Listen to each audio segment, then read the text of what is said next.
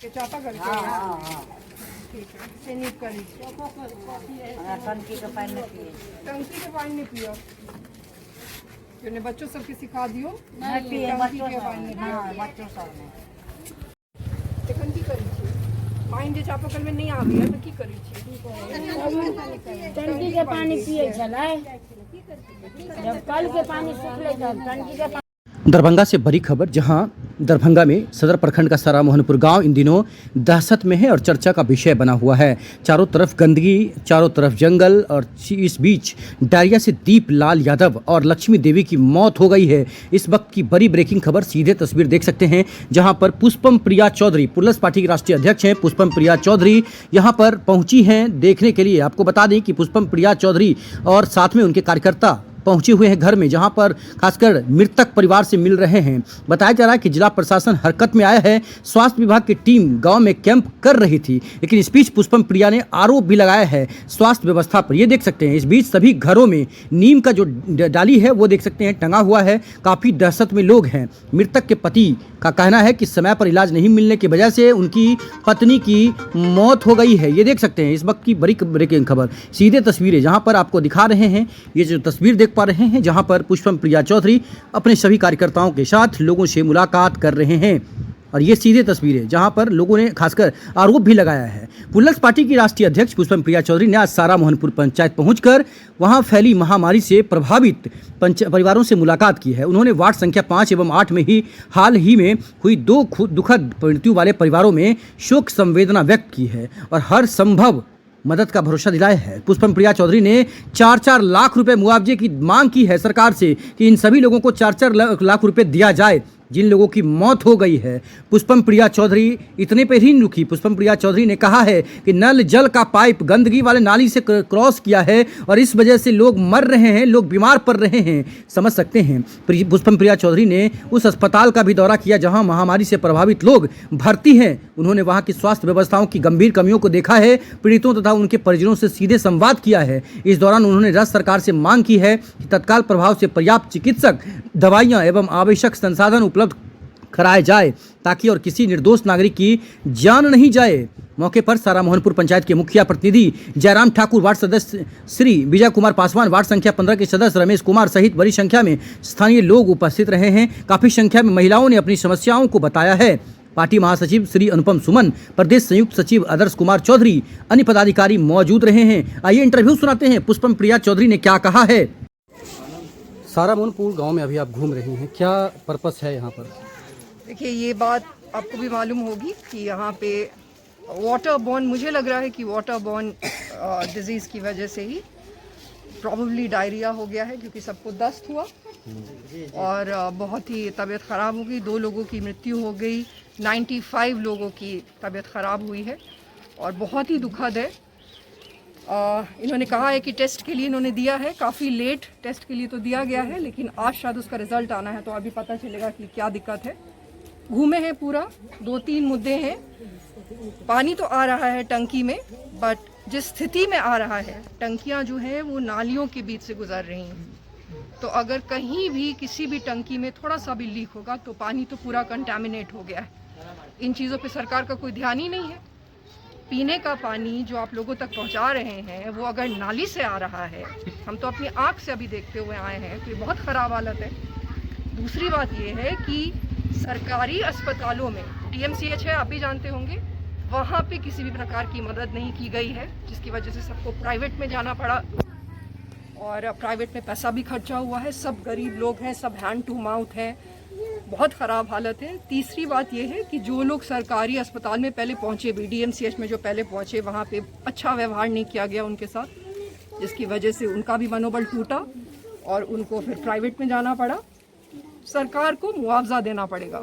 मुद्दे की बात यह है, 2 लोगों की जान गई है, बाकी लोगों की भी हालत अच्छी नहीं है। सबसे पहले तो प्राइवेट में खर्चा जितना भी हुआ है उसका भुगतान करिए और उसके अतिरिक्त आप मुआवजा दीजिए और पानी की व्यवस्था ठीक करिए। ये कैसी सरकारें हैं जो पीने का पानी तक अच्छा नहीं दे रही हैं?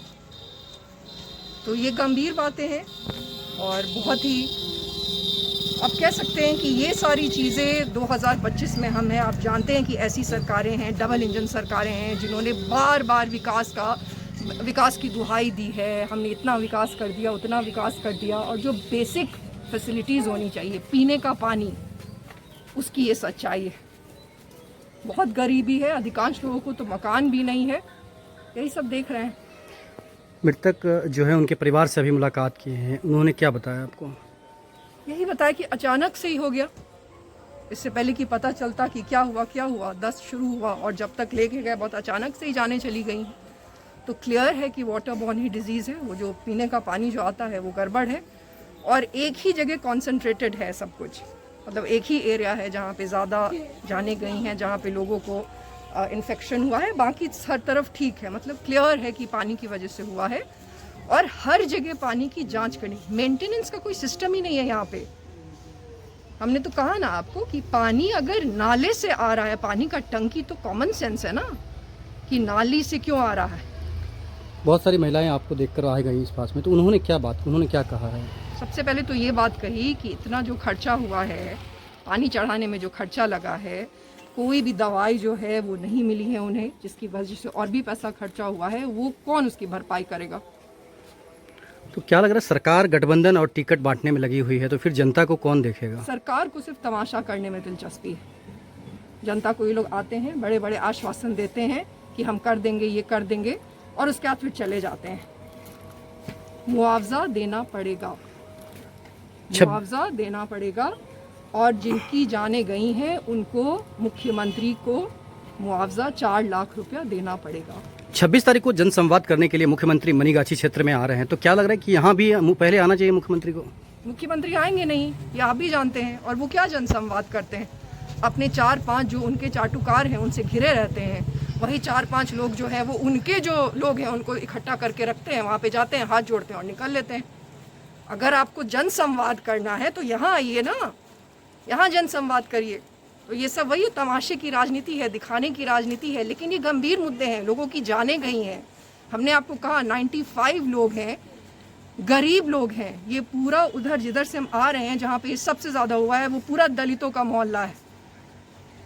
हैंड टू माउथ के लोग हैं, वो कहाँ से ये पैसे देंगे? सब घर में बैठे हुए हैं, काम पे नहीं जा रहे हैं। बहुत दिक्कत है। अगर मुख्यमंत्री सही में कोई विकास कभी किए थे या आगे करना चाहते हैं तो उनको यहाँ आके लोगों से मिलना चाहिए और मुआवजा देना पड़ेगा। यहाँ स्थानीय अस्पताल का भी निरीक्षण आपने किया, क्या स्थिति लग रहा है वहाँ, क्या कहना चाहते हैं? स्थानीय अस्पताल तो आपको ऊपर रेफर करने के लिए ही है मात्र।